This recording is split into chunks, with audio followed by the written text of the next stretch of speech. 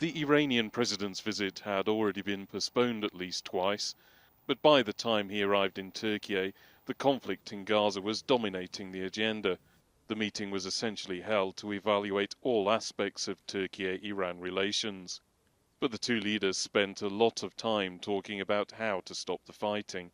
The first issue for the Islamic world is the issue of Palestine. This is the greatest problem for all of humanity. There's one thing worse than this: those crimes committed by the Zionist regime, which are unfortunately backed up by certain Western countries and also the Americans. Iran is an important political and military backer of the Houthis in Yemen, as well as Hamas in Gaza and Hezbollah in Lebanon, and may well have a part to play in any de-escalation attempts. Türkiye has been asked by the US to use its influence in the region to help stop the conflict spreading. Ankara has good relations with Tehran, whereas Washington doesn't have any. During our meetings, we discussed the need to end Israel's inhumane attacks on Gaza as soon as possible and to take urgent steps towards the establishment of a fair and lasting peace. We reiterated our support for Palestine's just cause.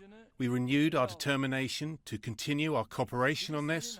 We agreed on the importance of the steps that should be avoided, which could further threaten the security and stability of our region. Also on the agenda, the fight against terrorism.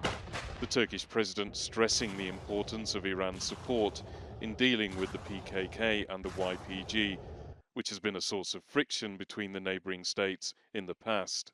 10 new agreements were signed by these two countries, including one on energy.